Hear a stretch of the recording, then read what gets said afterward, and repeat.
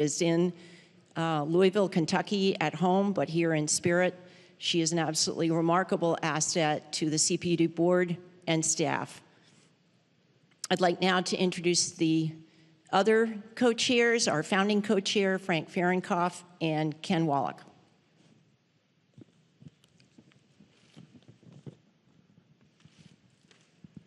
Good evening, ladies and gentlemen, and I join Janet in welcoming you all to Belmont and to Nashville. And we really owe a great debt of gratitude to the city and to this university. They've been so courteous and working so hard for us. And what a beautiful place this is. I hope you all got a chance to walk around and see this marvelous campus. We also have a crew. You see some of the people working around. There are cameramen, lighting people, people who produce this great background. We have over 60 of them. And we've had 4 debates in 4 different parts of this country. And thanks to United Airlines, which stepped up to the plate and is providing free of charge air service for our entire crew back and forth from one city to another. And so we really owe United Airlines. Now this one sounds funny, but we also owe Anheuser-Busch a great thank you, not only for their beer, but for what they've done for this commission for many, many years. It's a little less of a lift now.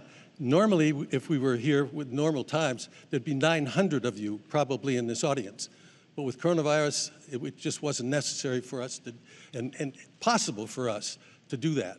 But they have always provided a giant tent with the food to feed the 5,000 reporters that usually come from all over the world, our crew, the news people who are here. And Anheuser-Busch is with us again this year, and we thank them. A Pentagram, who's really responsible for some of the great work you see here. Crowell & Mooring, a firm in Washington, law firm. And tonight at the National Press Club in Washington, D.C., the National Press Club is putting on for the 4th time a media filing center. If those of you walk around the campus, you'll see a giant tent out here. And that's where media from all over the world are sitting at tables, watching this on television, and filing their stories. And many, many, because of the coronavirus, were not able to come here for this. And so the National Press Club has set up a national filing center a media filing center for them. Now, there's been a lot of controversy about this debate, and so I want to spend a few minutes telling you what the rules are, because I think there's been some misconceptions and misstatement of what the rules are. We published in July the rules for this debate and the first debate, and they were the same, that the 90 minutes would be divided into 6 15-minute segments, with the moderator of each being able to name the subject matter, the general subject matter of each of those 6 segments. And the parties agreed that for the first 4 minutes of those 15-minute segments, each of them would, for 2 minutes, have the ability to speak without interruption of any sort. Then after they each spoke for 2 minutes, it was open for open debate. Now, unfortunately, if you happen to watch the first debate, those rules were not necessarily followed. And so the commission felt that we could not put in a new rule, and what we thought we would do would just put in a way to enforce what they had agreed to, the original rule, no interruption. So you're going to see tonight, I believe the first question will be directed to the president, and he will speak for 2 minutes. They have lights, you can't see them. They're looking into their cameras that tell them how much time is left and so forth. And at the end of 2 minutes, the president will stop speaking, and then Mr. Biden's microphone, which has been off for the 2 minutes that the president has been speaking, will come on. And this will happen at the start of each of the 6 sections. There's no other censure, there's no other buttons that are going to be pushed to stop them, because the rest of the time in each of the segments is for open debate. We want them to engage each other. We hope they do it civilly and discuss the issues so that the American people will learn something about where they are on the issues. Now, this is a very, very important debate for each of these candidates. The first debate, some weeks ago, had, according to Nielsen, 78 million people who watched it. Now, that doesn't count people who watched it on C-SPAN or people who had it on their computers or on their iPhones or their iPads. We think this debate tonight could reach 100 million people. Now, you're very fortunate. You're sitting on seats that make you part of history. But those people at home are watching to try to learn something about these candidates to make that important decision as to who they are going to support when they go to the polls if they haven't already done so. So it's not for you to participate by clapping, by standing up, by doing anything that would bring you into this. So please, please don't yell because you're interfering with what those people are seeing. Now, there also is a rule on masks. It's not only our rule, it's the rule of the city, it's the rule of this university, so that you must wear a mask to come in, and you must keep your mask on. If you remove your mask while you're here, you will be approached, and you'll be asked to put it back on, and if you don't put it back on, you'll be asked to leave, and if you won't leave, you'll be escorted to leave, so which will cause you some embarrassment and will take time away from the important things that are going on today. One other thing, at exactly 8 o'clock, you're going to hear a lot of noise, because if you turn around and look behind you, those are the anchor booths of the major networks. And at exactly 8 o'clock, they're all going to go on at the same time. And you're going to hear a lot of voices that you'll recognize from different networks. So don't be surprised. That'll go on, and then they'll settle down as we go, and moderator comes out and also says some words. So with that, let me introduce my co-chairman, Ken Wallach.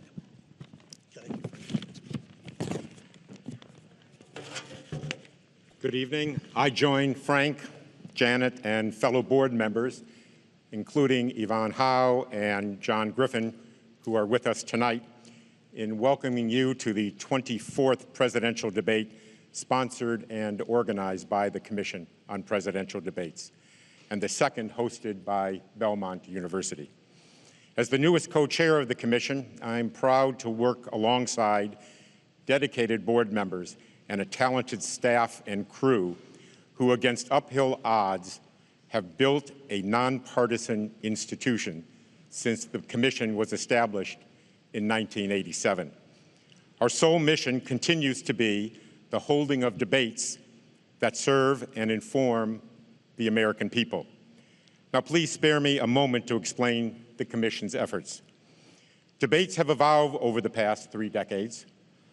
More transparent criteria for qualification of debate participants, the trend toward a single moderator in order to focus greater attention on the candidates, and the allocation of time for different subject areas are but a few of the many changes that have been made.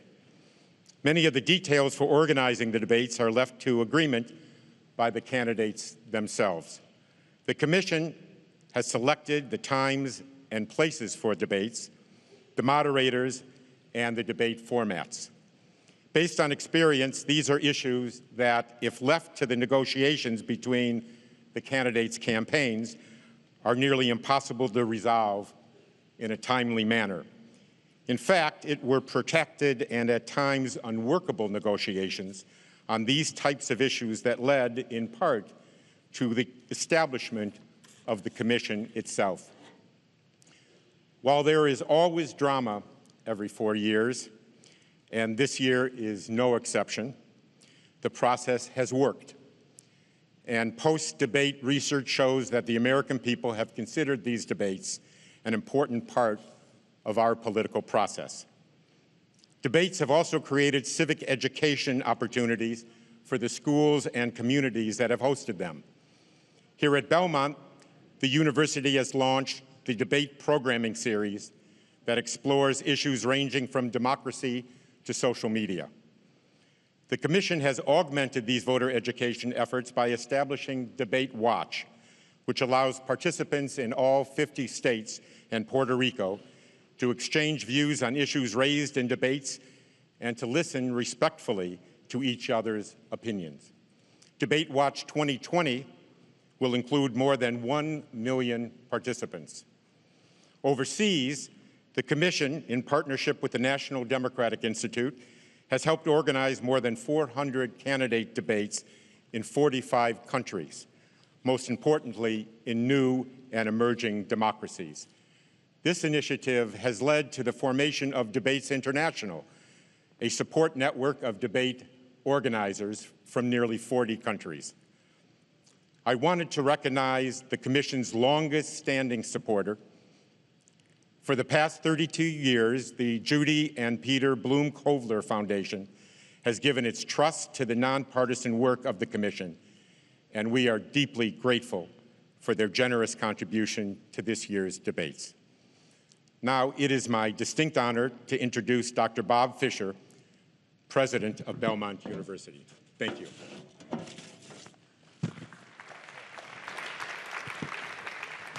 Thank you. Hi, Frank. How are you? Thank you. Thank you, and good evening, everyone. Tonight's a night to celebrate America, but if you're Belmont, it's a night to just express gratitude and thankfulness for all that's been done and the opportunities that we've been given. I want to thank the Commission for your support. Janet Brown, thank you. Thank you to the co-chairs. Thank you so much.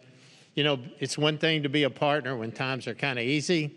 It's amazing when times get tough. That's when real partnerships get formed that stick. And this has been a bonding experience. So thank you so much to the Commission. Thank you to HCA Healthcare. They're the ones that have given you all these tests and have made sure that everybody here tonight is safe. Their goal was to make this the safest place in America tonight, along with the Secret Service, who I also want to thank, and Metro Police, who I want to thank. All together have made this the safest place in America tonight. I'm so grateful for that. Thank you, Mayor Cooper, for your support. Thank you, Governor Lee. Thank you to the Nashville Convention and Visitors Corporation and the Nashville Chamber of Commerce, all of you.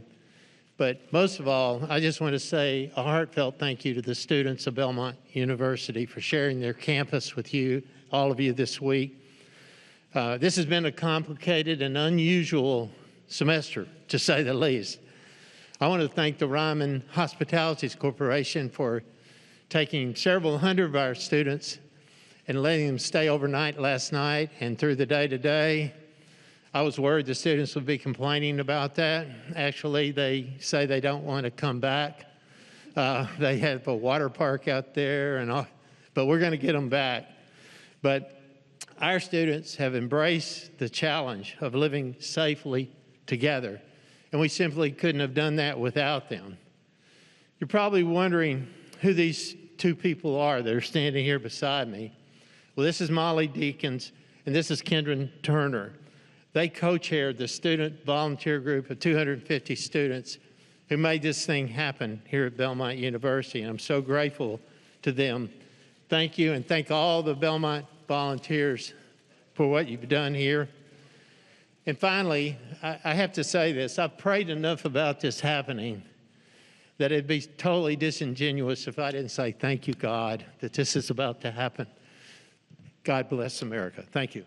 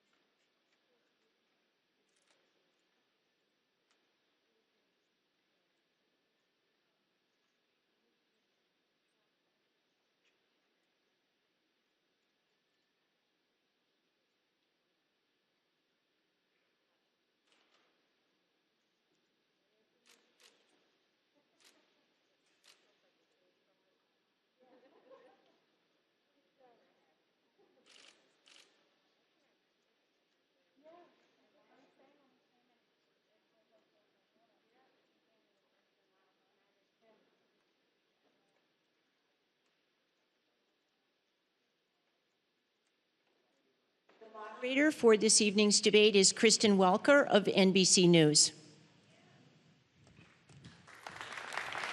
Good evening, everyone. Good evening. Thank you so much for being here. It is such an honor for me to moderate this debate tonight, the final debate. I want to welcome the First Family and the First Lady. We're so glad and thankful that you are feeling better. I want to welcome the Biden family, Dr. Jill Biden. Thank you all for being here tonight. We are so excited. We're looking forward to a really robust discussion. And the only thing I would reiterate are the CPD guidelines that when the candidates are talking, please hold any applause or any other reactions, except, of course, when they walk out. Make sure you cheer and loud and applause so that everyone can hear you. Thank you for having me. This is really the honor of a lifetime. I am going to sit down and just get organized and get settled, and the show will start very soon. Thank you for being here.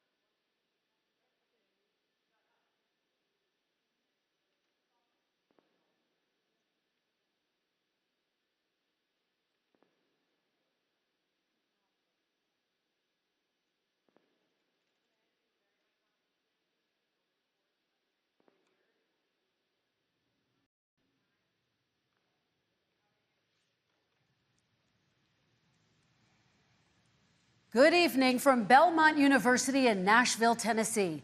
I'm Kristen Welker of NBC News, and I welcome you to the final 2020 presidential debate between President Donald J. Trump and former Vice President Joe Biden.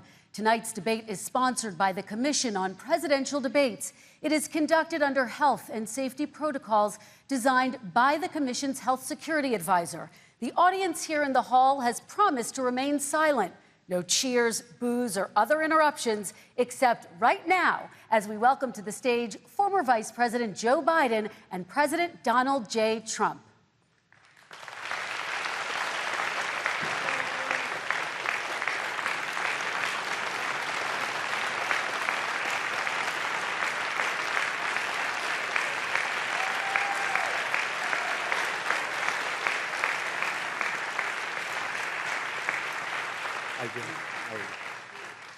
And I do want to say a very good evening to both of you. This debate will cover 6 major topics. At the beginning of each section, each candidate will have 2 minutes uninterrupted to answer my first question. The Debate Commission will then turn on their microphone only when it is their turn to answer, and the Commission will turn it off exactly when the 2 minutes have expired.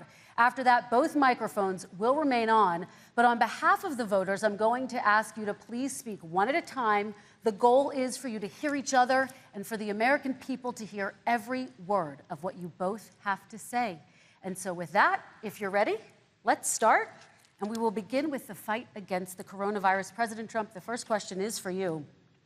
The country is heading into a dangerous new phase. More than 40,000 Americans are in the hospital tonight with COVID, including record numbers here in Tennessee.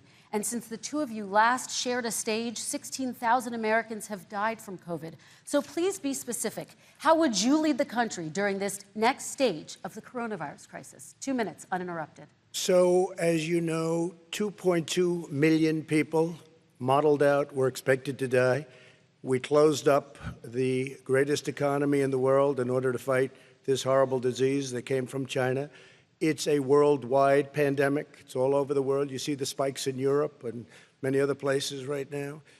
If you notice, the mortality rate is down 85%. The excess mortality rate is way down and much lower than almost any other country. And we're fighting it, and we're fighting it hard. There is a spike. There was a spike in Florida, and it's now gone. There was a very big spike in Texas. It's now gone. There was a very big spike in Arizona. It's now gone. And there are some spikes and surges in other places. They will soon be gone. We have a vaccine that's coming. It's ready.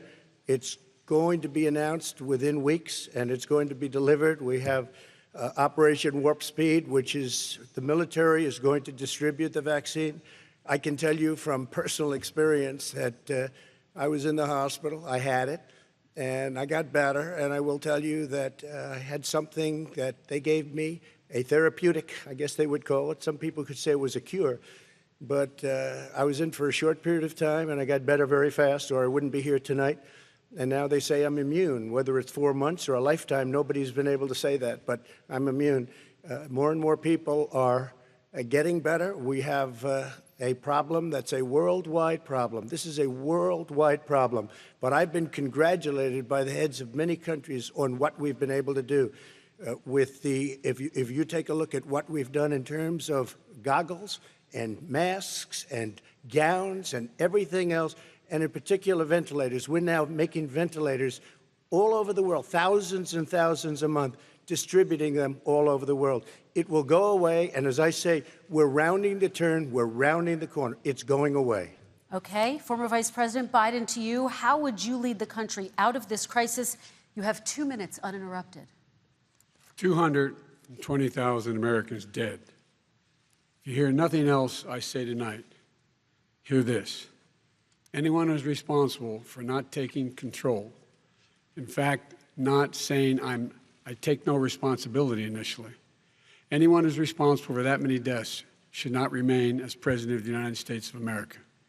We're in a situation where there are 1,000 deaths a day now, 1,000 deaths a day. And there are over 70,000 new cases per day. Compared to what's going on in Europe, as the New England Medical Journal said, they're starting from a very low rate. We're starting from a very high rate.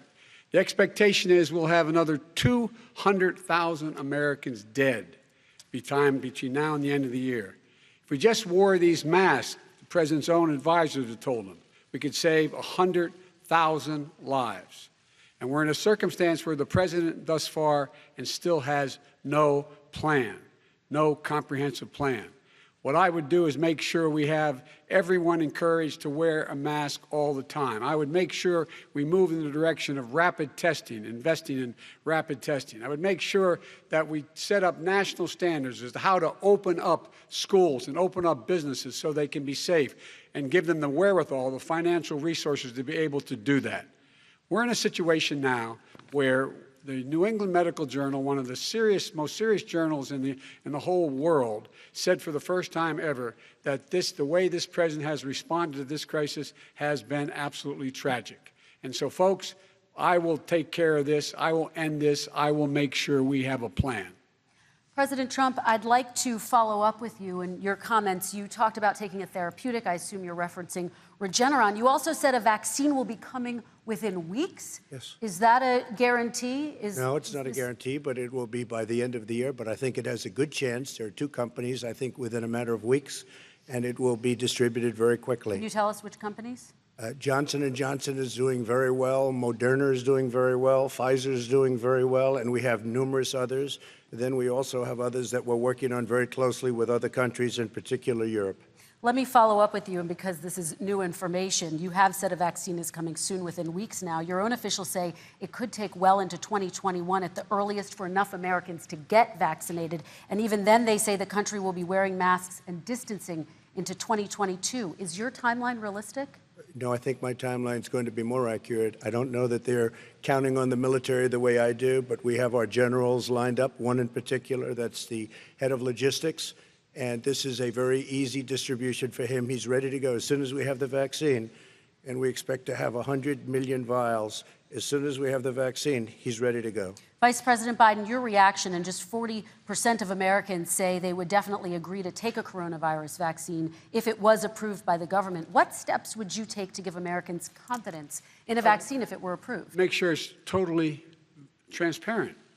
Have the scientists of the world see it, know it, look at it, go through all the processes. And by the way, this is the same fellow who told you this is going to end by Easter last time. This is the same fellow who told you that, don't worry, we're going to end this by the summer. We're about to go into a dark winter.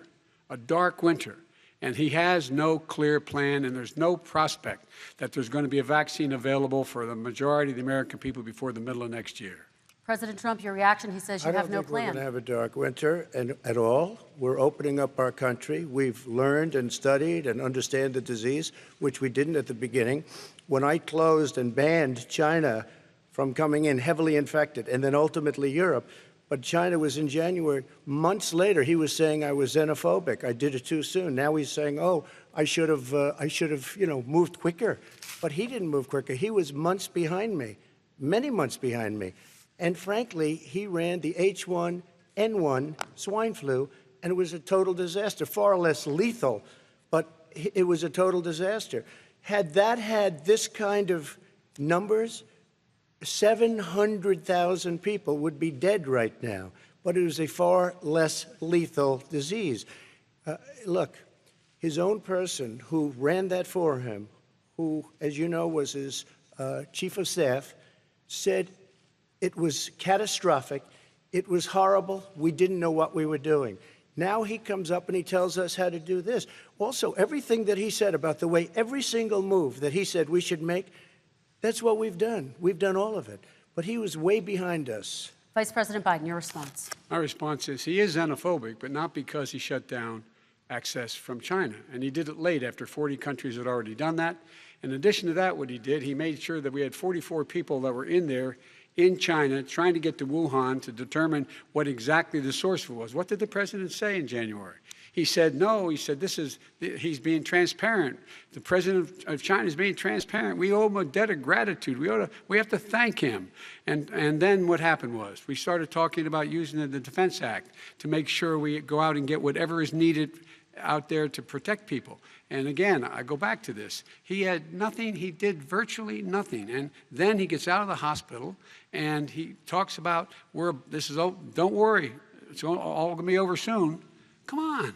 There's not another serious scientist in the world who thinks it's going to be over soon. President Trump, your reaction? I say over soon. I say we're learning to live with it. We have no choice. We can't lock ourselves up in a basement like Joe does. He has the ability to lock himself up. I don't know. He's obviously made a lot of money someplace, but he has this thing about living in a basement. People can't do that. By the way, I, as the president, couldn't do that. I'd love to put myself in the basement or in a beautiful room in the White House and go away for a year and a half until it disappears. I can't do that. And Kirsten, every meeting I had, and I'd meet a lot of families, including Gold Star families and military families, every meeting I had, and I had to meet them. I had to. It would be horrible to have canceled everything. I said, this is dangerous. And you catch it. And, I caught it. I learned a lot. Great doctors, great hospitals. And now I recovered. 99.9 of young people recover. 99% of people recover. We have to recover. We can't close up our nation. We have to open our school, and we can't close up our nation, or you're not going to have a nation. And of course, the CDC has said young people can get sick with COVID-19 and can pass it. Vice President Biden, I want to talk broadly about strategy, though. Can I respond to that? 30 seconds, please, and then I have a seconds. question. No, number one, he says that we're learning to live with it. People are learning to die with it. You folks home will have an empty chair at the kitchen table this morning. That man or wife going to bed tonight and reaching over to try to touch out of habit where their wife or husband was, is gone. Learning to live with it. Come on. We're dying with it because he has never said, you said it's dangerous. When's the last time? Is it really dangerous still? Are we dangerous? You tell the people it's dangerous now? What should they do about the danger? And you say, I take no responsibility. Let me talk about your two. Excuse me, I take full responsibility. It's not my fault that it came here. It's China's fault. And you know what? It's not Joe's fault that it came here either. It's China's fault. They kept it from going into the rest of China for the most part, but they didn't keep it from coming out to the world, including Europe and ourselves. Vice President Biden. The fact is that when we knew it was coming, when it hit, what happened? What did the president say? He said, don't worry, it's going to go away. Be gone by Easter. Don't worry. The warm weather. Don't worry. Maybe inject bleach. He said he was kidding when he said that, but a lot of people thought it was serious. A whole range of things the president has said. Even today, he thinks we are in control. We're about to lose 200,000 more people. President Trump. Look, perhaps just to finish this, I was kidding on that, but just to finish this, when I closed, he said I shouldn't have closed. And that went on for months. Nancy Pelosi said the same thing. She was dancing on the streets in Chinatown in San Francisco. But when I closed, he said, this is a terrible thing, you're xenophobic. I think he called me racist even, and because I was closing it to China. Now he says I should have closed it earlier. Joe, it doesn't work. I didn't say either of those things. You certainly did. You certainly did.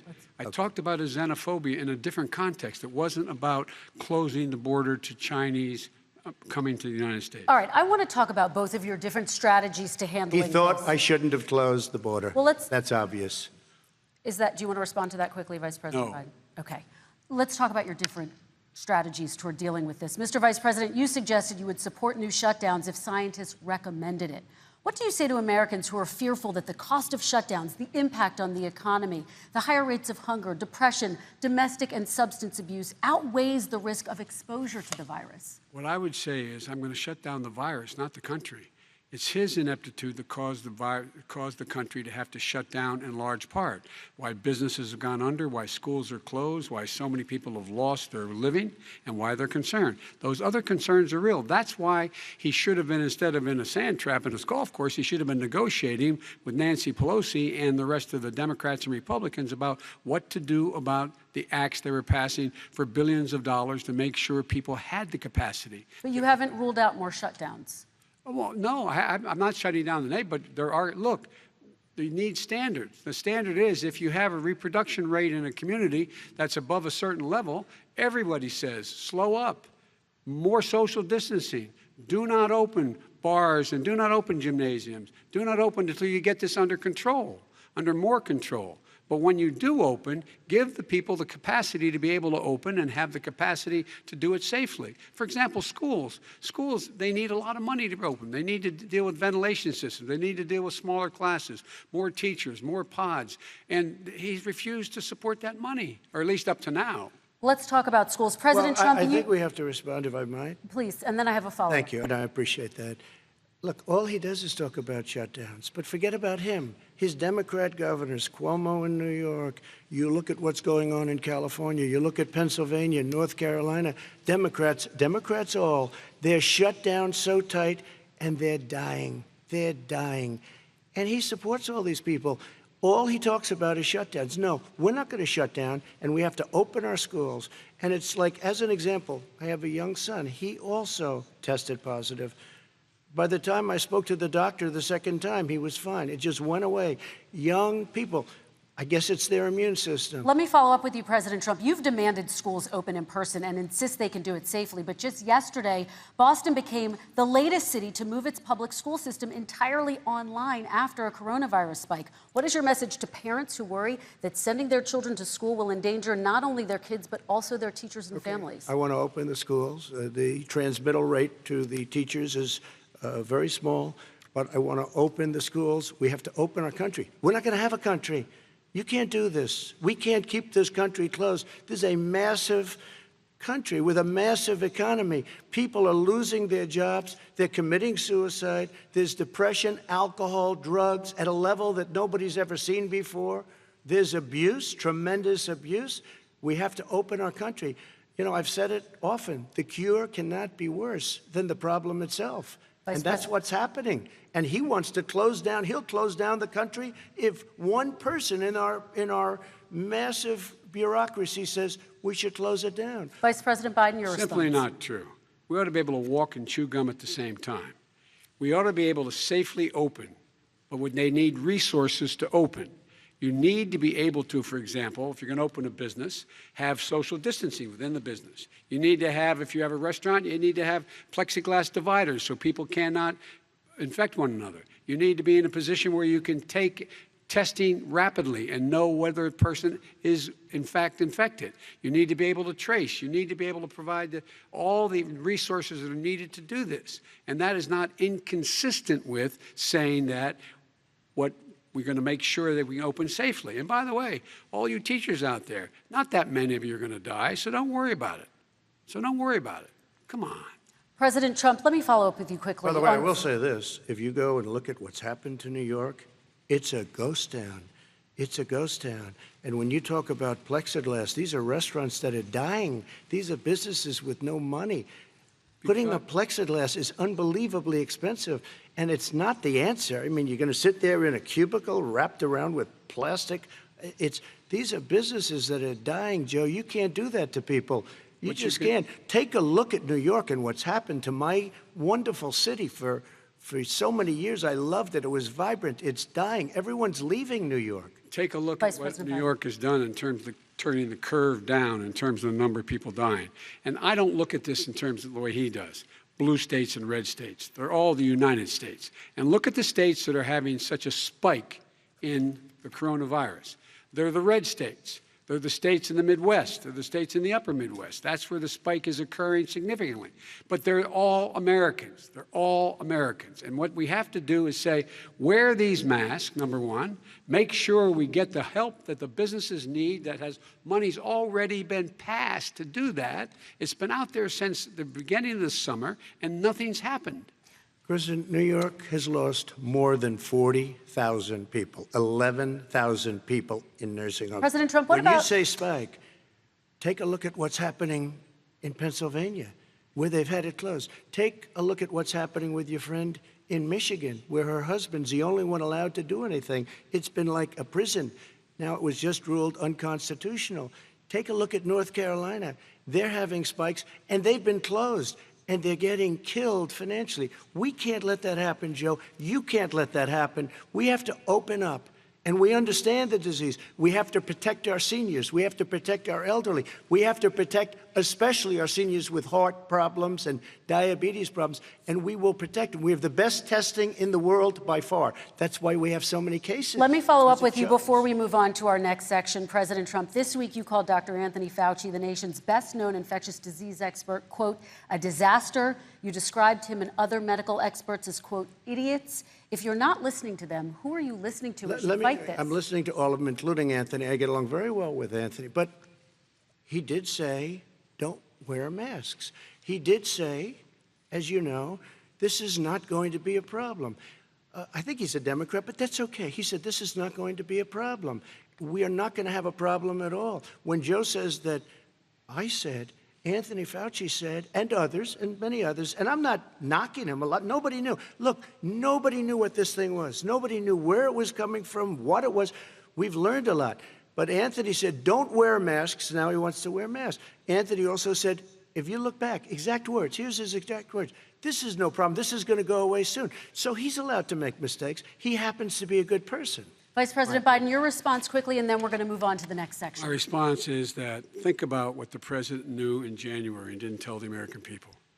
He was told this was a serious virus that spread in the air, and it was much worse than the flu. He went on record and said to one of your colleagues, recorded, that in fact he knew how dangerous it was, but he didn't want to tell us. He didn't want to tell us because he didn't want us to panic. He didn't want us. Americans don't panic. He panicked. But guess what? In the meantime, we find out in the New York Times the other day that, in fact, his folks went to Wall Street and said this is a really dangerous thing. And a memo out of that meeting, not from his administration, but from some of the brokers, said sell short because we got to get moving. It's a dangerous problem. Well, this is I'm going to give you 30 seconds to respond, and then we're going to move Street on. one, I don't know. Somebody went to Wall Street. You're the one that takes all the money from Wall Street. I don't take it. You have raised a lot of money, tremendous amounts of money. And every time you raise money, deals are made, Joe. I could raise so much more money. As president and as somebody that knows most of those people, I could call the heads of Wall Street, the heads of every company in America. I would blow away every record, but I don't want to do that because it puts me in a bad position. And then you bring up Wall Street. You shouldn't be bringing up Wall Street because you're the one that takes the money from Wall Street, not me. I could blow away your records that, like you wouldn't believe. We don't need money. We have plenty of money. In fact, we beat Hillary Clinton with a tiny fraction of the money that she was able to. All right, gentlemen, we're going to move on. Don't tell me about Wall Street. Average contribution, $43. All right, we're going to move on to our next section, which is national security. And I do want to start with the security of our elections and some breaking news from overnight. Just last night, top intelligence officials confirmed again that both Russia and Iran are working to influence this election. Both countries have obtained U.S. voter registration information, these officials say, and Iran sent intimidating messages to Florida voters. This question goes to you, Mr. Vice President. What would you do to put an end to this threat? You have 2 minutes uninterrupted. I made it clear, and I ask everyone else to take the pledge. I made it clear that any country, no matter who it is, that interferes in American elections will pay a price. They will pay a price. And it's been overwhelmingly clear this election, I won't even get into the last one, this election, that Russia has been involved, China has been involved to some degree, and now we learn that Iran is involved. They will pay a price if I'm elected. They're interfering with American sovereignty. That's what's going on right now. They're interfering with American sovereignty. And to the best of my knowledge, I don't think the president said anything to Putin about it. I don't think he's talking to them a lot. I don't think he said a word. I don't know why he hadn't said a word to Putin about it. And I don't know what he has recently said, if anything, to the Iranians. My guess is he'd probably be more outspoken with regard to the Iranians. But the point is this, folks. We are in a situation where we have foreign countries trying to interfere in the outcome of our election. His own national security advisor told him that what is happening with his buddy, I will. His buddy, Rudy Giuliani, he's being used as a Russian pawn. He's being fed information that is Russian, that is not true. And then what happens? Nothing happens. And then you find out that everything that's going on here about Russia is wanting to make sure that I do not get elected the next president of the United States because they know I know them and they know me. I don't understand why this president is unwilling to take on Putin when he's actually paying bounties to kill American soldiers in Afghanistan, when he's engaged in activities that are trying to destabilize all of NATO. I don't know why he doesn't do it, but it's worth asking the question, why isn't that being done? Any country that interferes with us will, in fact, pay a price because they're affecting our sovereignty. President Trump, same question to you. Let me ask the question. You're going to have 2 minutes to respond. For 2 elections in a row now, there has been substantial interference from foreign adversaries. What would you do in your next term to put an end to this? 2 minutes uninterrupted. Well, let me respond to the first part, as Joe answered. Joe got $3.5 million from Russia, and it came through Putin because he was very friendly with the former mayor of Moscow, and it was the mayor of Moscow's wife. And you got $3.5 million. Your family got $3.5 million, and you know, someday you're going to have to explain, why did you get 3.5? I never got any money from Russia. I don't get money from Russia. Now, about your thing last night, I knew all about that. And through John Ratcliffe, who is fantastic, DNI, he said, the one thing that's common to both of them, they both want you to lose because there has been nobody tougher to Russia. Between the sanctions, nobody tougher than me on Russia. Between the sanctions, between all of what I've done with NATO, you know, I've got the NATO countries to put up an extra $130 billion, going to $420 billion a year. That's to guard against Russia. I sold, while he was selling pillows and sheets, I sold tank busters to Ukraine. There has been nobody tougher on Russia than Donald Trump. And I'll tell you, they were so bad. They took over the submarine port. You remember that very well. During your term, during you and Barack Obama, they took over a big part of what should have been Ukraine. You handed it to them, but you were getting a lot of money from Russia. They were paying you a lot of money, and they probably still are. But now, with what came out today, it's even worse. All of the emails, the horrible emails of the kind of money that you were raking in, you and your family. And Joe, you were vice president when some of this was happening, and it should have never happened. And I think you owe an explanation to the American people. Why is it? Somebody just had a news conference a little while ago who was essentially supposed to work with you and your family, but what he said was damning. And regardless of me, I think you have to clean it up and talk to the American people. Maybe you can do it right now. Vice President Biden, you may respond. 30 seconds. And then I do want to follow up on the election security. I have not taken a penny from any foreign source ever in my life. We learned that this president paid 50 times the tax in China, has a secret bank account with China, does business in China, and in fact is talking about me taking money. I have not taken a single penny from any country whatsoever, ever. Number one. Number two, this is a president, I have released all of my tax returns, 22 years. Go look at them. 22 years of my tax return. You have not released a single solitary year of your tax return. What are you hiding? Why are you unwilling? The foreign countries are paying you a lot. Russia's paying you a lot. China's paying you a lot. And your hotels and all your businesses all around the country, all around the world. And China's building a new road to a new a golf course you have overseas. So what's going on here? Why don't release your tax return or stop talking about corruption? President Trump, your response. First of all, I called my accountants, under audit. I'm going to release them as soon as we can. I want to do it, and it'll show how successful, how great this company is. But much more importantly than that, people were saying $750. I asked them a week ago, I said, what did I pay? They said, sir, you prepaid tens of millions of dollars. I prepaid my tax. Tens over the last number of years. Tens of millions of dollars I prepaid because at some point they think it's an estimate. They think I may have to pay tax. So I already prepaid it. Nobody told me that. Did your accountant Nobody tell told when you that. released Excuse them? me. And it wasn't written whenever they write this. They keep talking about $750, which I think is a filing fee. But let me just tell you, I prepaid millions and millions of dollars in taxes. Number one. Number two, I don't make money from China. You do. I don't make money from Ukraine. You do. I don't make money from Russia. You made $3.5 million, Joe, and your son gave you. They even have a statement that we have to give 10% to the big man. You're the big man, I think. I don't know, maybe you're not, but you're the big man, I think. Your son said we have to give 10% to the big man. Joe, what's that all about? It's terrible. All right, gentlemen, I want to ask you both some questions about all of this, but I'm going to let you both respond very quickly. You just said you spoke to your accountant about potentially releasing your taxes. Did he tell you when you can release them? Do you have a deadline for when you're going to release them to the American people? I get treated worse than the Tea Party got treated. Because I have a lot of people in there, deep down in the IRS, they treat me horribly. We made a deal, it was all settled until I decide to run for president.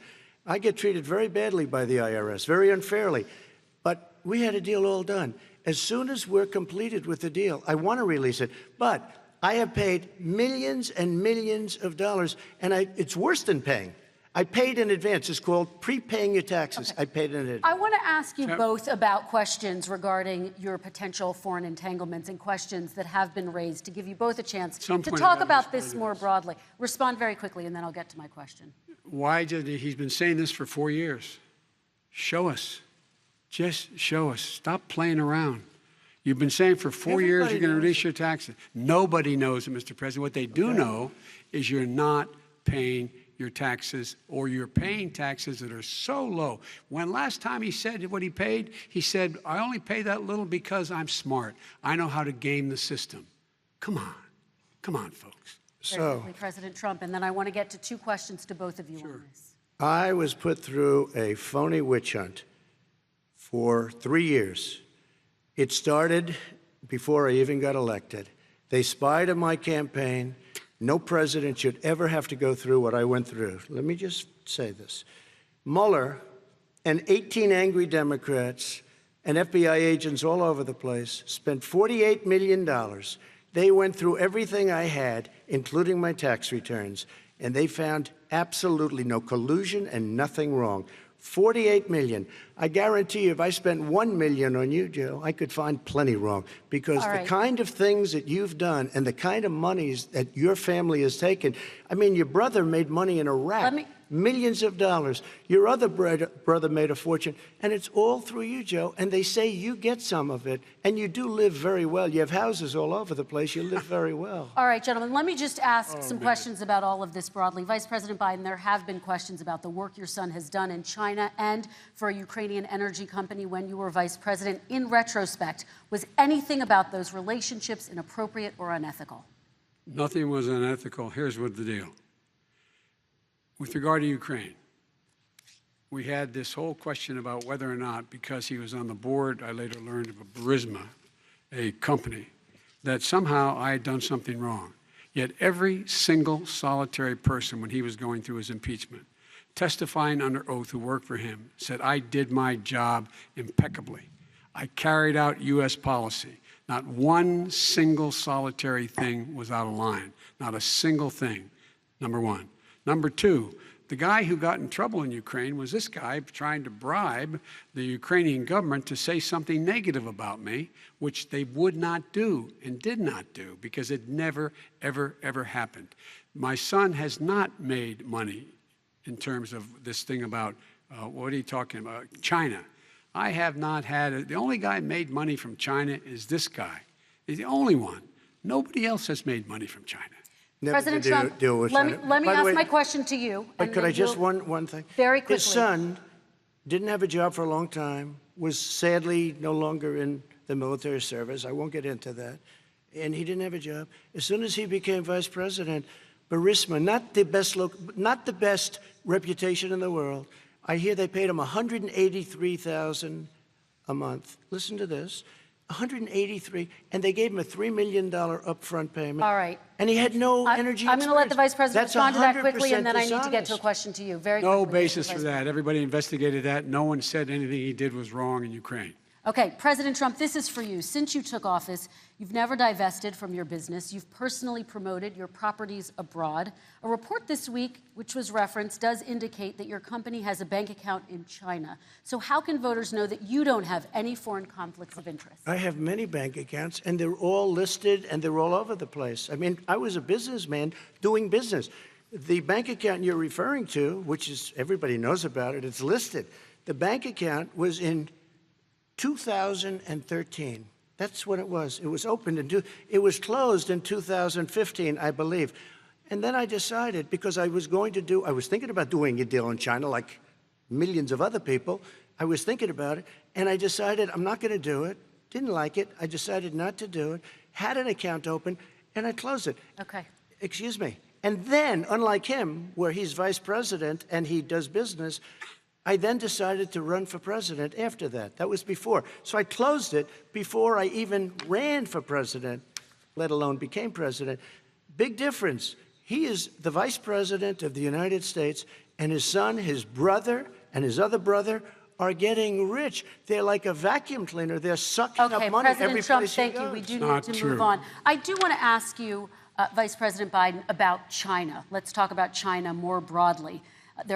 Of course, President Trump has said that they should pay for not being fully transparent in regards to the coronavirus. If you were president, would you make China pay? And please be specific. What would that look like? What I'd make China do is play by the international rules, not like he has done. He has caused the deficit of China to go up, not down, with China, up, not down.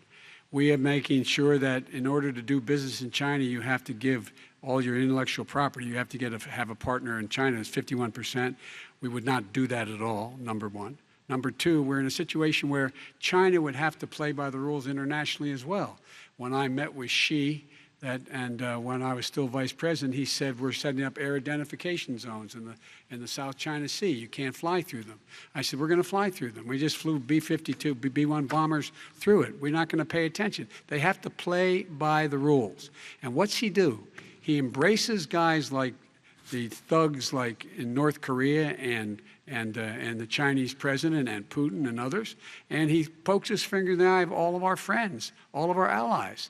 We make up we're 25% of the world's economy.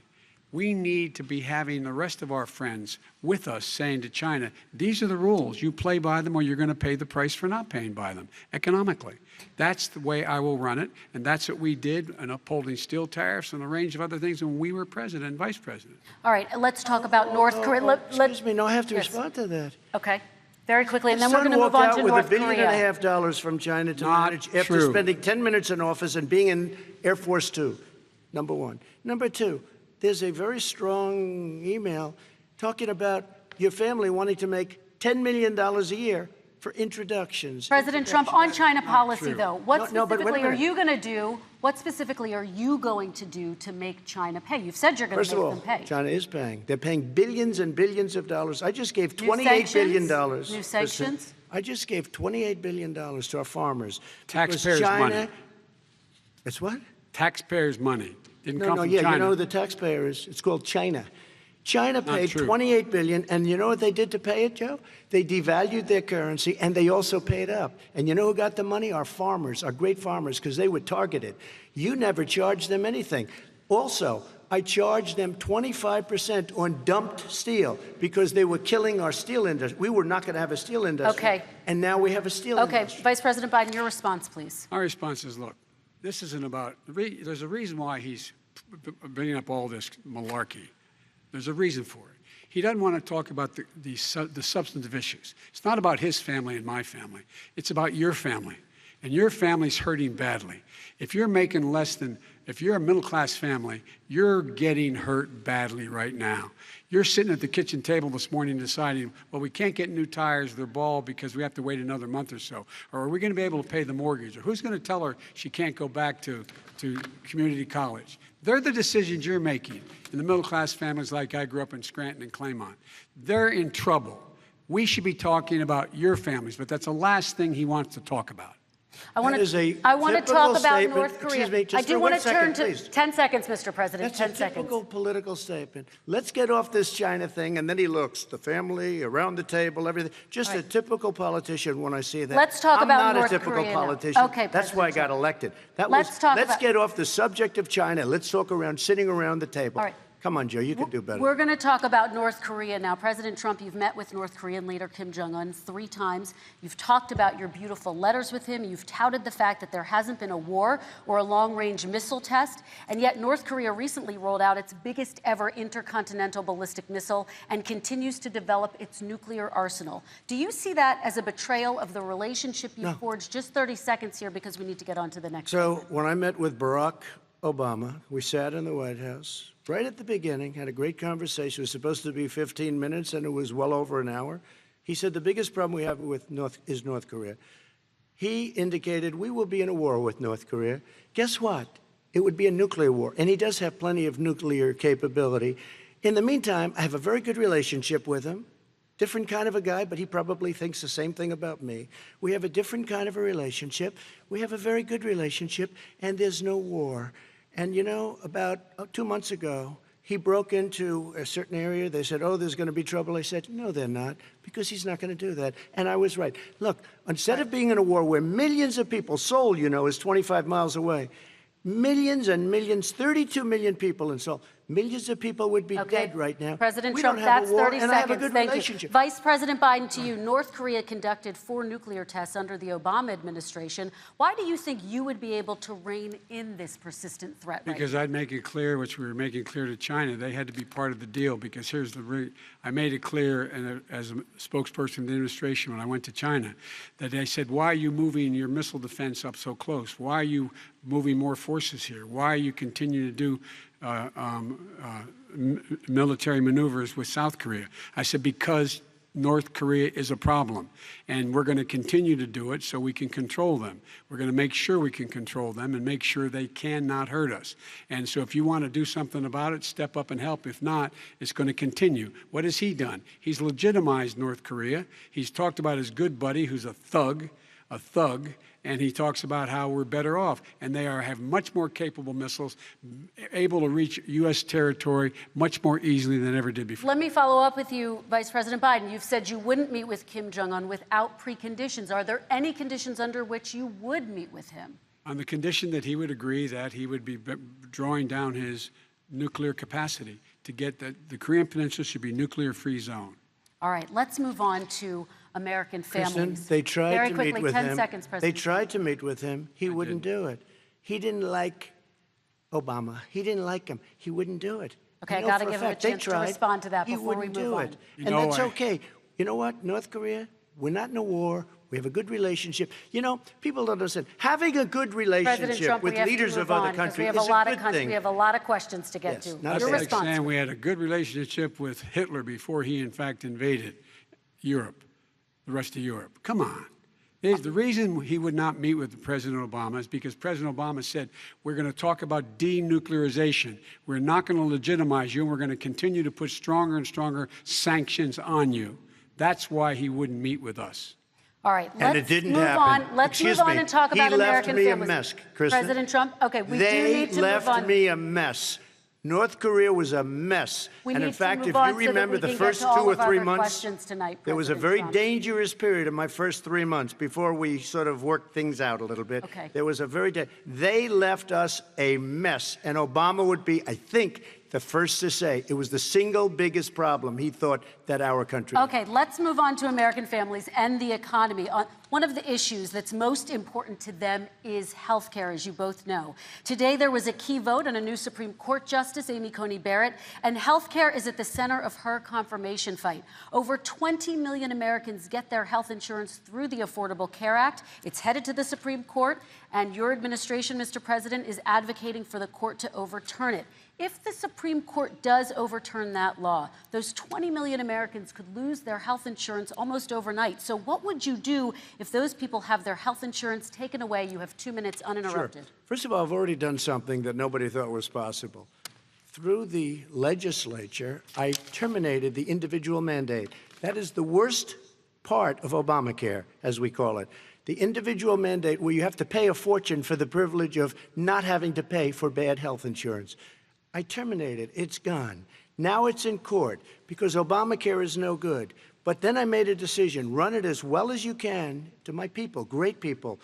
Run it as well as you can. I could have gone the other route and made everybody very unhappy. They ran it. Premiums are down. Everything's down. Here's the problem. No matter how well you run it, it's no good. What we'd like to do is terminate it. We have the individual mandate done. I don't know that it's going to work. If we don't win, we will have to run it, and we'll have Obamacare, but it'll be better run. But it no longer is Obamacare, because without the individual mandate, it's much different. Pre-existing conditions will always stay. What I would like to do is a much better health care, much better, will always protect people with pre-existing. So I'd like to terminate Obamacare, come up with a brand new, beautiful health care. The Democrats will do it because there'll be tremendous pressure on them, and we might even have the House by that time, and I think we're going to win the House, okay? You'll see, but I think we're going to win the House. But come up with a better health care, always protecting people with pre-existing conditions. And one thing very important, we have 180 million people out there that have great private health care. Far more than we're talking about with Obamacare. Joe Biden is going to terminate all of those policies. These are people that love their health care, people that have been successful, middle-income people, been successful. They have 180 million plans, 180 million people, families. Under what he wants to do, which will basically be socialized medicine, he won't even have a choice, they want to terminate 180 million plans. We have done an incredible job on health care, and we're going to do even better. Okay, Vice President Biden, yes, this is for you. Your health care plan calls for building on Obamacare. So my question is, what is your plan if the law is ruled unconstitutional by the Supreme Court? You have 2 minutes uninterrupted. What I'm going to do is pass Obamacare with a public option. It'll become Biden-care. The public option is an option that says that if you, in fact, do not have the wherewithal to be, if you qualify for Medicaid and you do not have the wherewithal in your state to get Medicaid, you automatically are enrolled, providing competition for insurance companies. That's what's going to happen. Secondly, we're going to make sure we reduce the premiums and reduce drug prices by making sure that there's competition that doesn't exist now by allowing the Medicare to negotiate drug prices with the insurance companies. Thirdly, the idea that I want to eliminate private insurance, the reason why I had such a fight with 20 candidates for the nomination was I support private insurance. That's why I didn't. Not one single person with private insurance would lose their insurance under my plan, nor did they under Obamacare. They did not lose their insurance unless they chose they wanted to go to something else. Lastly, we're going to make sure we're in a situation that we actually protect pre-existing. There's no way he can protect pre-existing conditions. None, zero. You can't do it in the ether. He's been talking about this for a long time. He's never come up with a plan. I guess we're going to get the pre-existing condition plan the same time we get the infrastructure plan that we've been waiting since 17, 18, 19, and 20. The fact, I still have a few more minutes. I know you're getting anxious. The fact is that he's already cost the American people, because of his terrible handling of the COVID virus and the economic spillover, 10 million people have lost their private insurance. And he wants to take away 22 million more people who have it under Obamacare, and over 110 million people with pre-existing conditions. And all the people from COVID are going to have pre-existing conditions. What are they going to do? I have a follow-up for you, Vice President Biden. It relates to something that President Trump said. He's accusing you of wanting socialized medicine. What do you say to people who have concerns that your health care plan, which includes a government insurance option, takes the country one step closer to a health care system run entirely by the government? What's your response to them? I say it's ridiculous. It's like saying that, the idea that the fact that there's a public option that people can choose, that makes it a socialist plan. Look, the difference between the president, I think health care is not a privilege, it's a right. Everyone should have the right to have affordable health care. And I am very proud of my plan. It's gotten endorsed by all the major labor unions, as well as a whole range of other people who, in fact, are concerned in the medical field. This is something that's going to save people's lives, and this is going to give some people an opportunity to have health care for their children. How many of you home are worried and rolling around in bed tonight wondering what in God's name you're going to do if you get sick because you've lost your home insurance, your health insurance, your company's gone under? We have to provide health insurance for people at an affordable rate, and that's what I do. President Excuse Trump, me, he was your there response. for 47 years. He didn't do it. He was now there as vice president for 8 years, and it's not like it was 25 years ago. It was 3 3/4. It was just a little while ago, right? Less than 4 years ago. He didn't do anything. He didn't do it. He wants socialized medicine, and it's not that he wants it. His vice president, I mean, she is more liberal than Bernie Sanders and wants it even more. Bernie Sanders wants it. The Democrats want it. You're going to have socialized medicine, just like you went with fracking. We're not going to have fracking. We're going to stop fracking. We're going to stop fracking. Then he goes to Pennsylvania after he gets a nomination, where he got very lucky to get it. And he goes to Pennsylvania, and he says, oh, we're going to have fracking. And you never asked that question. And by the way, so far, I respect very much the way you're handling this, I have to say. By the way, but somebody should ask the question. You can ask he goes for a year. There will be no fracking. We do have a number of topics. No, but that's a big question. We're going to get to. We're going to get to. It's the same thing with socialized medicine. I have to respond. Vice President, your response, please. My response is people deserve to have affordable health care, period. Period, period, period. And the Biden care proposal will, in fact, provide for that affordable health care, lower premiums. What we're going to do is going to cost some money. It's going to cost over $750 billion over 10 years to do it.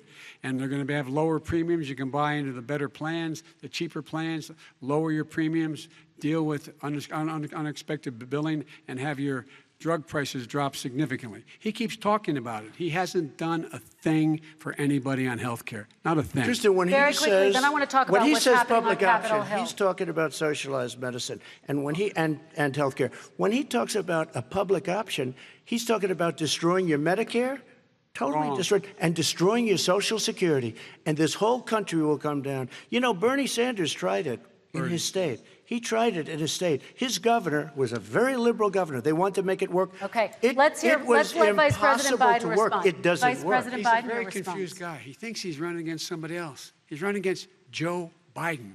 I beat all those other people because I disagreed with them. Joe Biden he's running against. And the idea that we're in a situation that they're going to destroy Medicare, this is the guy that the actuary at Medicare said, if in fact, at Social Security, if in fact he continues to withhold his plan to withhold the tax on Social Security will be bankrupt by 2023 with no way to make up for it. This is the guy who's tried to cut Medicare. So I mean, the idea that Donald Trump is lecturing me on Social Security and Medicare? Come on. He tried to get rid of it. He tried to hurt Social Security years ago. Years ago. Go back and look at the records. He tried to hurt Social Security years ago. All right, let's move on. I'm going to move on. Mr. President, I have to move on to the next question. They said the stock market will boom if I'm elected. If he's elected, the stock market will crash. Okay, let's move on to the next question very quickly. Look, the idea that the stock market is booming is his only measure of what's happening. Where I come from in Scranton and Claymont, the people don't live off of the stock market. Just in the last three years during this crisis, the billionaires in this country made, according to the Wall Street, $700 billion more. $700 billion more. Because that's his only measure. What happens to the ordinary people out there? What happens to them? Let's talk about what's happening on Capitol Hill. We're going to move on, 401ks are through the roof. We're going to move on. Stock are through the roof. All right. And he doesn't come from Scranton. That's like he lived there for a short period of time before he even knew it. We're going to move on to the next question. And the people of Pennsylvania Let me will move show on you to my that. next question, They gentlemen. understand. As of tonight, more than 12 million people are out of work. And as of tonight, 8 million more Americans have fallen into poverty, and more families are going hungry every day. Those hit hardest are women and people of color. They see Washington fighting over a relief bill. Mr. President, why haven't you been able to get them the help they need? 30 seconds here. Because Nancy Pelosi doesn't want to approve it. I do. But you're the president. I do, but I still have to get. Unfortunately, that's one of the reasons I think we're going to take over the House, because of her. Nancy Pelosi doesn't want to approve anything because she'd love to have some victories on a date called November 3rd. Nancy Pelosi does not want to approve it. We are ready, willing, and able to do something. Don't forget, we've already approved 3 plans, and it's gone through, including the Democrats, in all fairness. This one she doesn't want. It's near the election because she thinks it helps her politically. I think it hurts her politically. All right, Mr. Vice President. The Republican leader in the United States Senate said he can't pass it. He will not be able to pass it. He does not have Republican votes. Why isn't he talking to his Republican friends? Let me follow up with you, Vice President we made a Biden, deal, the because Republicans let me will ask pass Vice it. President Biden a question. You are the leader of the Democratic Party. Why have you not pushed the Democrats to get a deal for the American people? Well, I have, and they have pushed it. Look, they passed this act all the way back in the beginning of the summer. This is like it's not new. It's been out there. This HEROES Act has been sitting there. And look at what's happening. When I was in charge of the Recovery Act with $800 billion, I was able to get $145 billion to local communities that have to balance their budgets and states that have to balance their budgets, so then have to fire firefighters, teachers, first responders, law enforcement officers, so they could keep their cities and counties running. He will not support that. They have not done a thing for them. And Mitch McConnell said, let them go bankrupt. Let them go bankrupt. Come on. What's the matter with these guys? The bill that was passed in the House was a bailout of badly run, high-crime, Democrat, all run by Democrats, cities and states. It was a way of getting a lot of money, billions and billions of dollars to these states. It was also a way of getting a lot of money from our people's pockets to people that come into our country illegally. We were going to take care of everything for them. And what that does, and I'd love to do that, I'd love to help them, but what that does, everybody all over the world will start pouring into our country. We can't do it.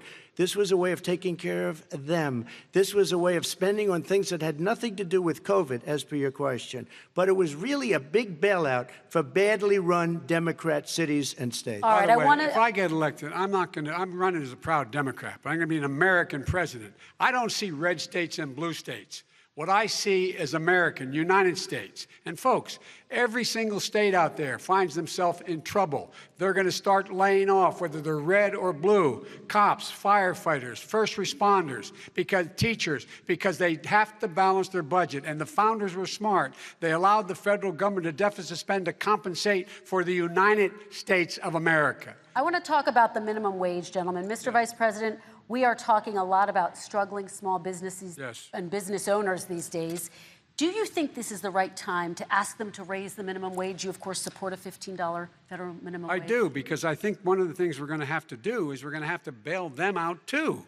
We should be bailing them out now, those small businesses. You got 1 in 6 of them going under.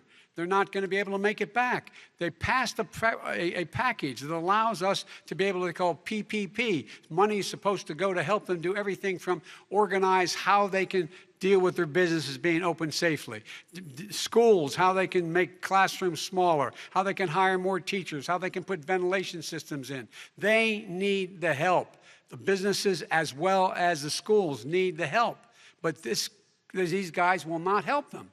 Is not giving them any of the money. We are going to move on to immigration, one thing very but I quickly, want he to said get we your have reaction. to help our small businesses by raising the minimum wage. That's not helping. I think it should be a state option. Alabama is different than New York.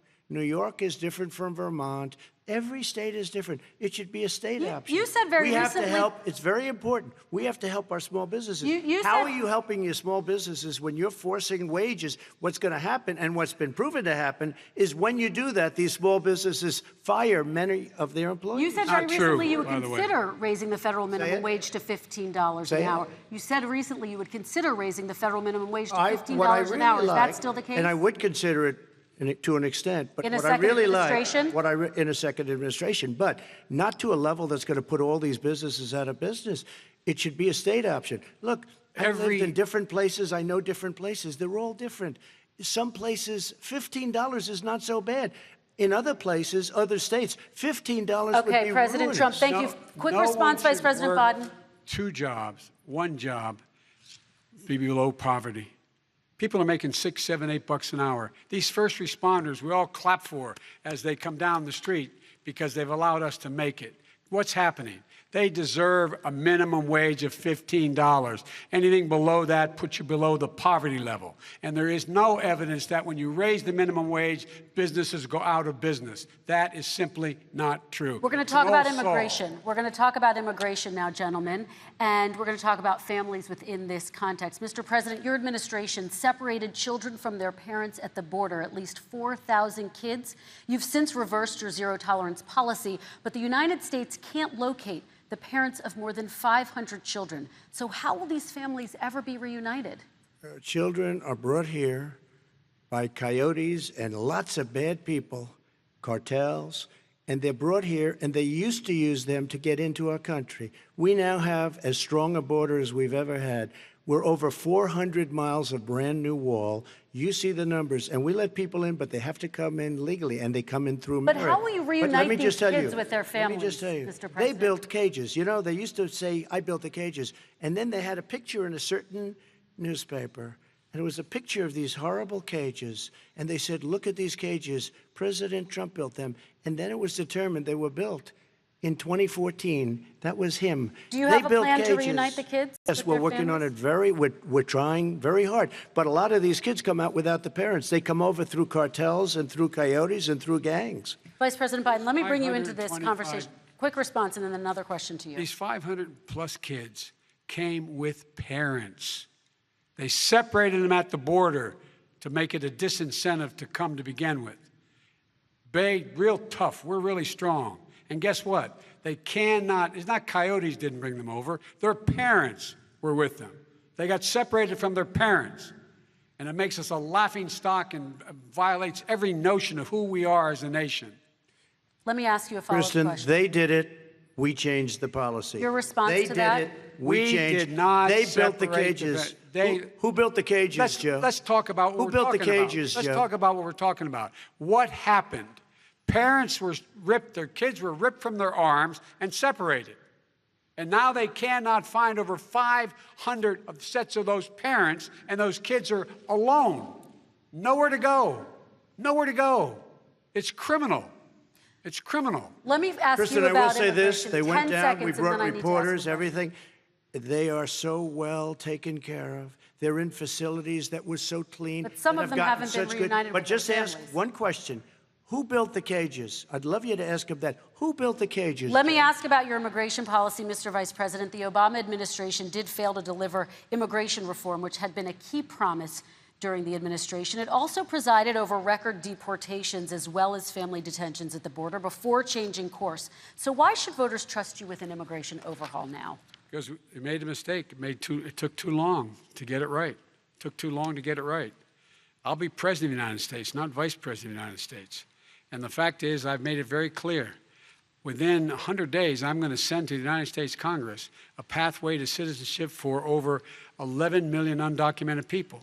And all of those so-called dreamers, those DACA kids, they're going to be immediately certified again to be able to stay in this country and put on a path to citizenship. The idea that they are being sent home by this guy, and they want to do that, is they go into a country they've never seen before. I can imagine you're 5 years old, your parents are taking you across the Rio Grande River, and it's illegal. And you say, oh, no, Mom, leave me here. I'm not going to go with you. They've been here. Many of them are model citizens. Over 20,000 of them are first responders out there taking care of people during this crisis. We owe them. We owe them. President Kristen, Trump, he your had reaction. 8 years to do what he said he was going to do. And I've We changed did. without having a specific. We got rid of catch and release. We got rid of a lot of horrible things that they put in and that they lived with. But he had 8 years he was vice president. He did nothing except build cages to keep children in. Vice President Wrong. Biden, your response. The catch and release, you know what he's talking about there? If in fact you had a family came across and they were arrested, they in fact were given a date to show up for their hearing. They were released. And guess what? They showed up for a hearing. And this is the first president in the history of the United States of America that anybody seeking asylum has to do it in another country. That's never happened before in America. That's never happened before in America. You come to the United States and you make your case that I seek asylum based on the following premise, why I deserve it under American law. They're sitting in squalor on the other side of the river. President Trump, your response, So 30 important. seconds, and then we'll move It just shows that he has no understanding of immigration or the laws. Catch and release is a disaster. A murderer would come in, a rapist would come in, a very bad person would come in. We would take their name. We have to release them into our country. And then you say they come back. Less than 1% of the people come back. We have to send ICE out and Border Patrol out to find them, we would say, come back in 2 years, 3 years, we're going to give you a court case. You need Perry Mason. We're going to give you a court case. When you say they come back, they don't come back, Joe. They never come back. Only the really, I hate to say this, but those with the lowest IQ, they might come back. Okay, President Trump, let's give Vice President Biden a chance to respond, and then we're going to move on to the next section. You don't know the law, Joe.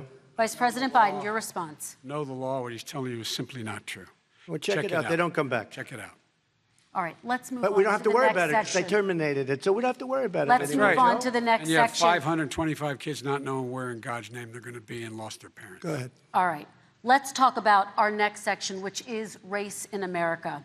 And I want to talk about the way Black and brown Americans experience race in this country. Part of that experience is something called the talk. It happens regardless of class and income. Parents who feel they have no choice but to prepare their children for the chance that they could be targeted, including by the police, for no reason other than the color of their skin. Mr. Vice President, in the next 2 minutes, I want you to speak directly to these families. Do you understand why these parents fear for their children? I do. I do. You know, my daughter is a social worker, and she's written a lot about this. She has her graduate degree from the University of Pennsylvania in social work.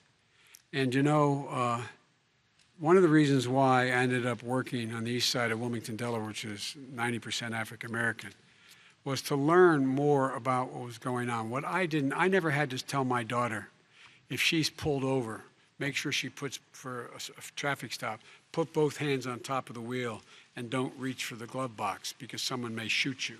But a black parent, no matter how wealthy or how poor they are, has to teach their child when you're walking down the street, don't have a hoodie on when you go across the street. Making sure that you, in fact, if you get pulled over, yes, sir, no, sir, hands on top of the wheel, because you are, in fact, the victim, whether you're a person making child of a $300,000 a year person or someone who's on food stamps. The fact of the matter is there is institutional racism in America. And we have always said, we've never lived up to it, that we hold these truths to be self-evident. All men and women are created equal. But guess what? We have never, ever lived up to it, but we've always constantly been moving the needle further and further to inclusion, not exclusion. This is the first president to come along and says, that's the end of that. We're not going to do that anymore. We have to provide for economic opportunity, better education, better health care, better access to schooling, better access to opportunity to borrow money to start businesses. All the things we can do, and I've laid out a clear plan as to how to do those things, just to give people a shot. It's about accumulating the ability to have wealth as well as it is to be free from violence. President Trump, same question to you, and let me remind you of the question. I would like you to speak directly to these families. Do you understand why these parents fear for their children? Yes, I do. And again, he's been in government 47 years. He never did a thing except in 1994 when he did such harm to the black community. And they were called, and he called them super predators. And he said that. He said it, super predators. And they have never lived that down. 1994, your crime bill, the super predators. Nobody has done more for the black community than Donald Trump. And if you look, with the exception of Abraham Lincoln, possible exception, but the exception of Abraham Lincoln, nobody has done what I've done. Criminal justice reform, Obama and Joe didn't do it. I don't even think they tried because they had no chance at doing it.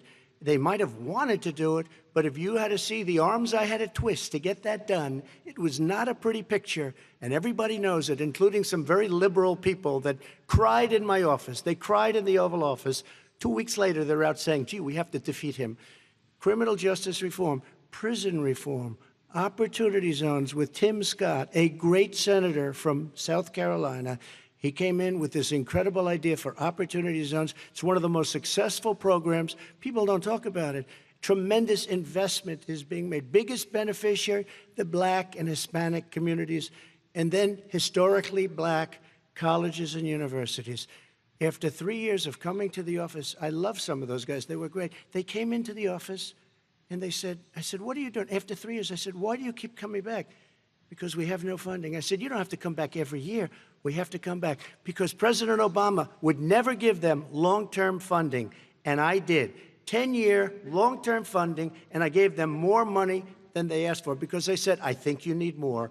And I said, the only bad part about this is I may never see you again because I got very friendly with them, and they like me and I like them.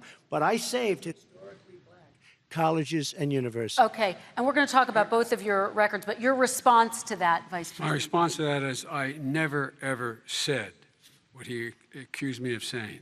The fact of the matter is, in 2000, though, after the crime bill had been in the law for a while, this is a guy who said, the problem with the crime bill, there's not enough people in jail. There's not enough people in jail. And go on my website, get the quote, the date when he said it. Not enough people.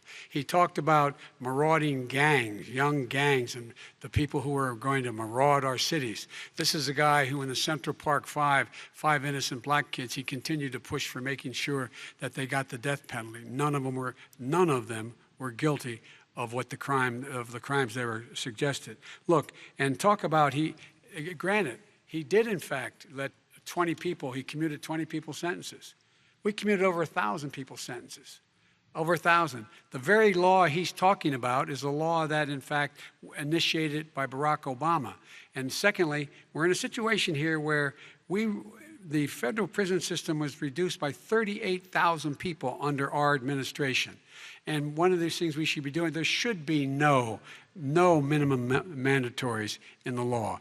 That's why I'm offering $20 billion to states to change their state laws to eliminate minimum mandatories and set up drug courts. No one should be going to jail because they have a drug problem. They should be going to rehabilitation, not to jail. We should fundamentally change the system, and that's what I'm going to do. But why didn't he do it 4 years ago?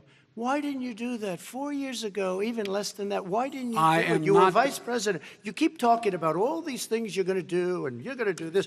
But you were there just a short time ago, and you guys did nothing. We did. You know, Joe, I ran because of you. I ran because of Barack Obama, because you did a poor job. If I thought you did a good job, I would have never run. I would have never run. I ran because of you. I'm looking at you now. You're a politician. I ran because of you. All right, Vice President Biden, your response to that, and then I do have some questions for both of you. Well, I tell you what, I hope he does look at me, because what's happening here is, you know who I am, you know who he is, you know his character, you know my character, you know our reputations for honor and telling the truth. I am anxious to have this race. I am anxious to see this take place. The character of the country is on the ballot.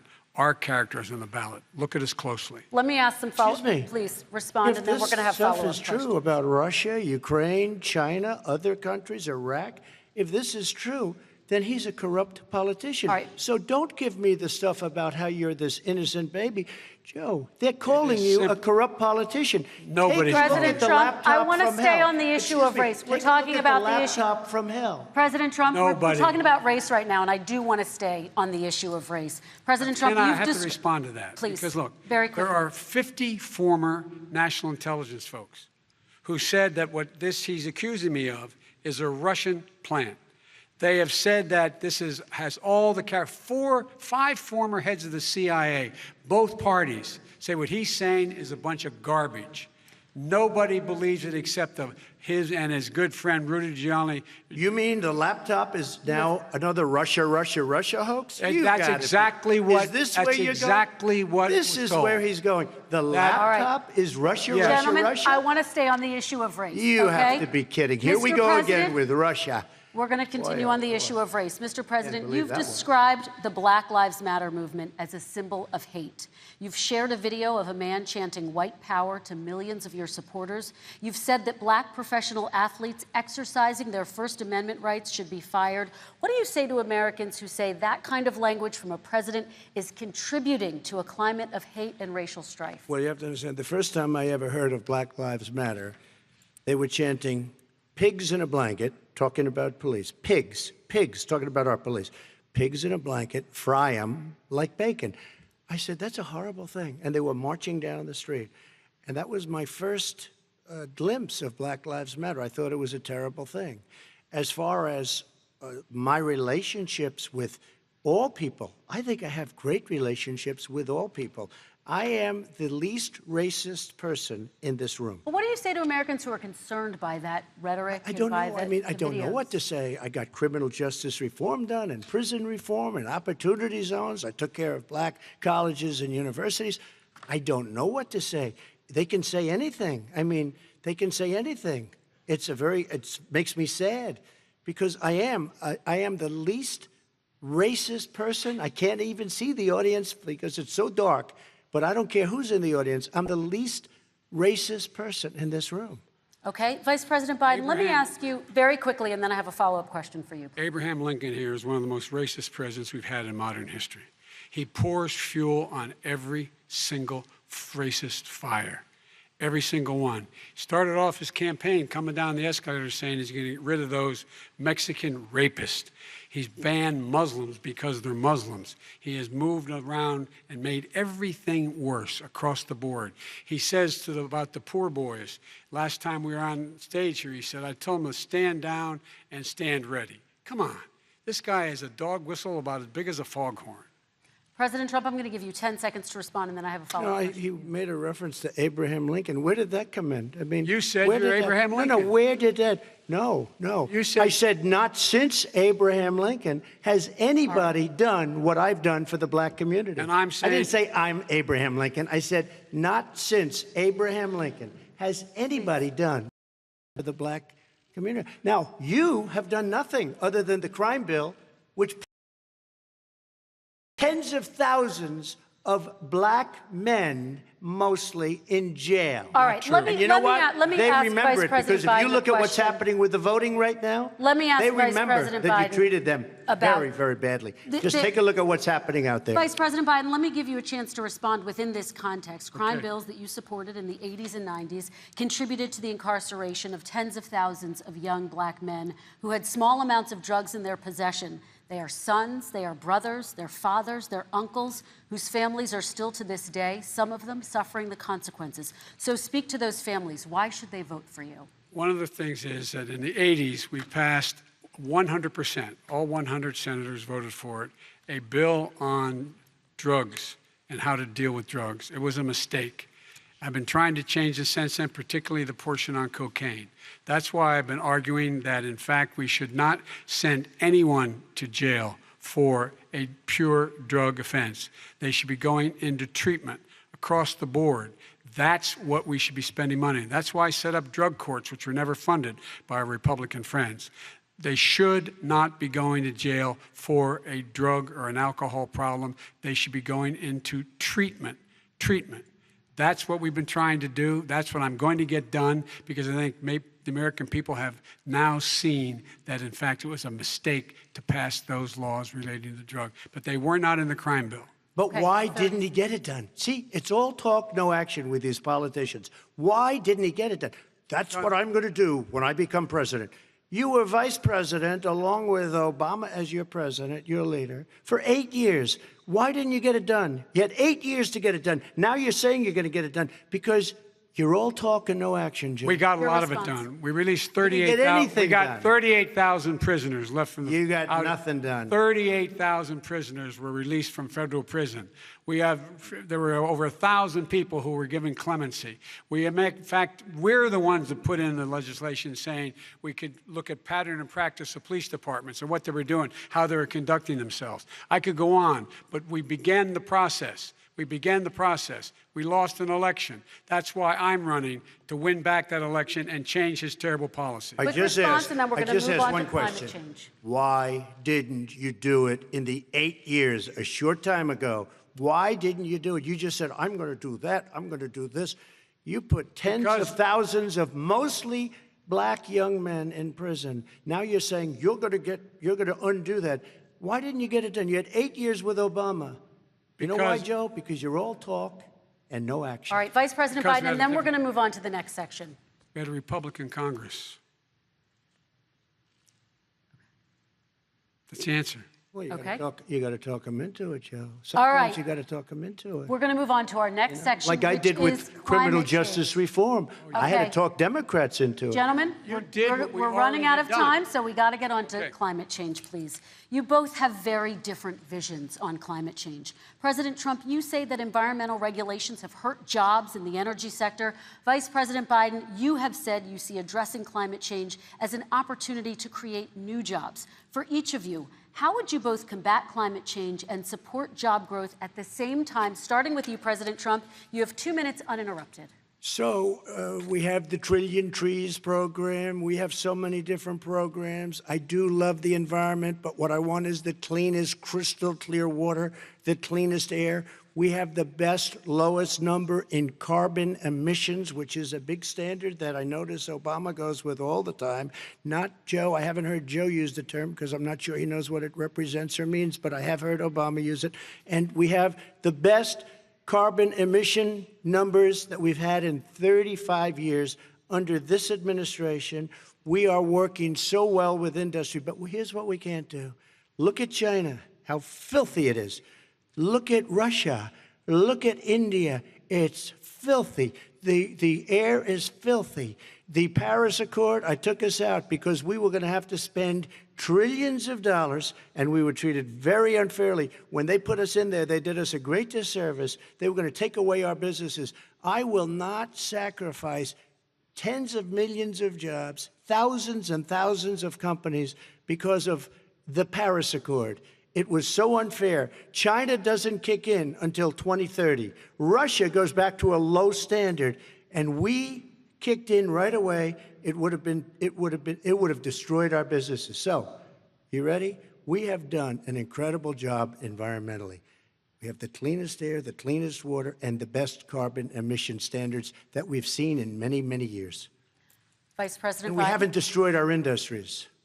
Vice President Biden, 2 minutes to you, uninterrupted. Climate change and climate warming, the global warming, is an existential threat to humanity. We have a moral obligation to deal with it. And we're told by all the leading scientists in the world we don't have much time. We're going to pass the point of no return within the next 8 to 10 years. 4 more years of this man eliminating all the regulations that were put in by us to clean up the climate, to limit the limit of emissions will put us in a position where we're going to be in real trouble. Here's where we have a great opportunity. I was able to get both all the environmental organizations as well as labor, the people worried about jobs, to support my climate plan. Because what it does, it will create millions of new good-paying jobs. We're going to invest in, for example, 50,000 charging stations on our highways so that we can own the electric car market of the future. In the meantime, China is doing that. We're going to be in a position where we're going to see to it that we're going to take 4 million existing buildings and 2 million existing homes and retrofit them so they don't leak as much energy, saving hundreds of millions of barrels of oil in the process and creating significant number of jobs.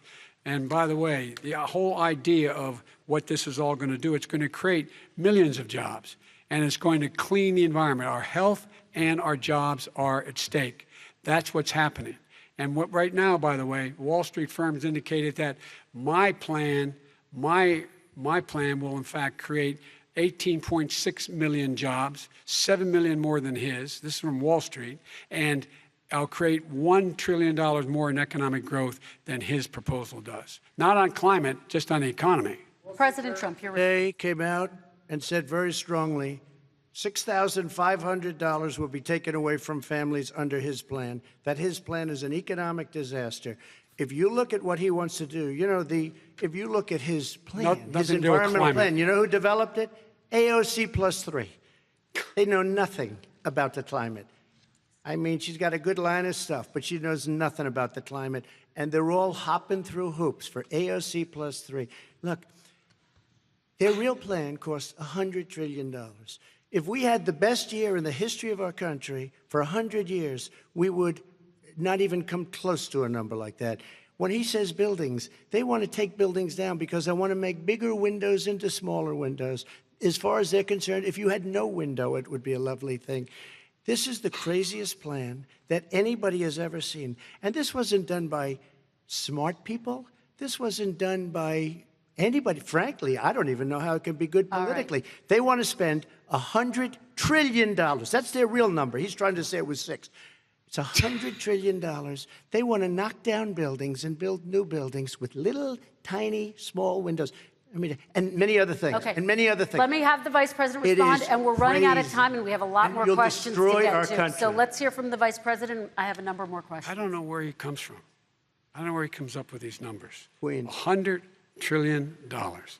Give me a break. This plan was, endorsed by every major environmental group and every labor group.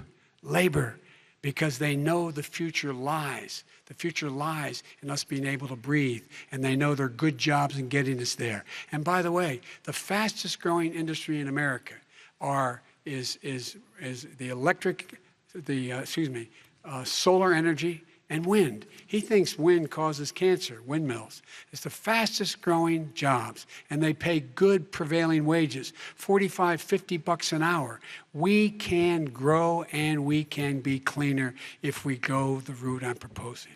President Trump, Excuse me. please respond, and then I have some follow-ups. We are energy independent for the first time. We don't need all of these countries that we had to fight war over because we needed their energy. We are energy independent. I know more about wind than you do. It's extremely expensive, kills all the birds, it's very intermittent, it's got a lot of problems, and they happen to make the windmills in both Germany and China. And the fumes coming up, if you're a believer in carbon emission, the fumes coming up to make these massive windmills is more than anything that we're talking about with natural gas, which is very clean. One other thing. Find me a scientist said that. I love solar, but solar doesn't quite have it yet. It's not powerful yet to really run our big, beautiful factories that we need to compete with the world. So False. It's all a pipe dream. But you know what we'll do? We're going to have the greatest economy in the world. But if you want to kill the economy, get rid of your oil industry. You want, and what about fracking? All right, let me allow Vice President Biden to respond. I never said I oppose fracking. You said it on tape. I did. Show the tape. Put it on your website. I'll put it on. Put it on the website. The fact of the matter is he's flat lying. Would you rule out banning fracking? I do rule out banning fracking because the answer, we need other industries to transition to get to ultimately a complete zero emissions by 2025. What I will do with fracking over time is make sure that we can capture the emissions from the fracking, capture the emissions from gas. We can do that, and we can do that by investing money in doing it. But it's a transition to that. I have one more question in this pod, and then we have. He was against fracking. He said it. I will show that to you tomorrow. I am against fracking. Until he got the nomination, went to Pennsylvania, then he said, but you know what, Pennsylvania? He'll be against it very soon because his party is totally against it. Fracking on federal land, I said. No fracking or oil on federal land. Let me ask this final question in this section, and then I want to move on to our final section. President Trump, people of color are much more likely to live near oil refineries and chemical plants. In Texas, there are families who worry the plants near them are making them sick. Your administration has rolled back regulations on these kinds of facilities. Why should these families give you another 4 years in office? The families that we're talking about are employed heavily, and they're making a lot of money, more money than they've ever made.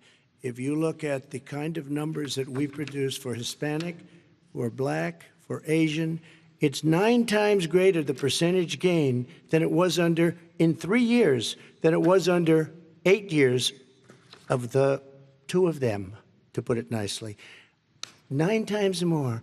Now, somebody lives, I have not heard the numbers or the statistics that you're saying, but they're making a tremendous amount of money economically. We saved it, and I saved it again a number of months ago when oil was crashing because of the pandemic. Okay. We saved it. We got, say what you want about relationship, we got Saudi Arabia, Mexico, and Russia to cut back, way back. We saved our oil industry, and now it's very vibrant again. And everybody has very inexpensive gasoline. Remember that. Vice President Biden, your response, and then we're going to have a final question for both of you. My response is that those people live on what they call fence lines. He doesn't understand this.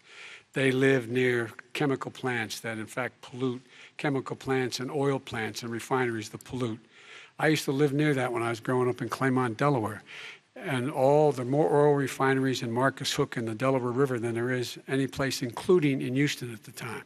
When my mom get in the car when there was first frost to drive me to school, turn in the windshield wiper, there'd be oil slick in the window. That's why so many people in my state were dying and getting cancer. The fact is, those frontline communities, it doesn't matter what you're paying them, it matters how you keep them safe. What do? And you impose restrictions on the pollutions the pollutants coming out of those fence line communities. Okay, I have one final Would question. he close down the oil industry? Would you close down the oil industry? By the way, I would transition from the oil industry, yes. Oh, I will that's transition. a big statement. It is a big statement. That's a because big statement. I would stop. Why would you do that? Because the oil industry pollutes significantly. I see. Here's the deal. But That's you a can't big do statement. that. Well, if you let me finish the statement, because it has to be replaced by renewable energy over time. And I'd stop giving to the oil industry, I'd stop giving them federal subsidies. He won't give federal subsidies to the gas, to solar and wind. Yeah. Why are we giving it to oil industry? We actually do All give right. it to solar and wind. We And have that's one maybe the final biggest question. statement in terms of business. That's the biggest statement. Okay. Because We have basically one what he's final saying question, is he is Mr. going to President. destroy the oil industry. Will you remember that, Texas? Will you Okay. remember that, Pennsylvania, Oklahoma? Vice President Biden, let me give you 10 seconds to respond, and then Ohio. I have to get to the final question. Vice President Biden. He takes everything out of context. But the point is, look, we have to move toward a net zero emissions.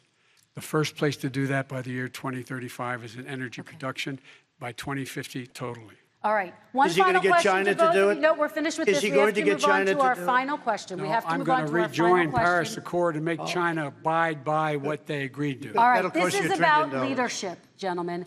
And this first question does go to you, President Trump. Imagine this is your inauguration day. What will you say in your address to Americans who did not vote for you? You'll each have 1 minute, starting. We have to make our country totally successful as it was prior to the plague coming in from China. It's 11.4 million jobs in a short period of time, etc. But I will tell you, go back. Before the plague came in, just before, I was getting calls from people that were not normally people that would call me. They wanted to get together. We had the best black unemployment numbers in the history of our country. Hispanic, women, Asian, people with diplomas, with no diplomas, MIT graduates, #1 in the class. Everybody had the best numbers. And you know what? The other side wanted to get together. They wanted to unify. Success is going to bring us together. We are on the road to success. But I'm cutting taxes, and he wants to raise everybody's taxes, and he wants to put new regulations on everything. He will kill it. If he gets in, you will have a depression, the likes of which you've never seen. Your 401ks will go to hell, and it'll be a very, very sad day for this country. All right. Vice President Biden, same question to you. What will you say during your inaugural address to Americans who did not vote for you?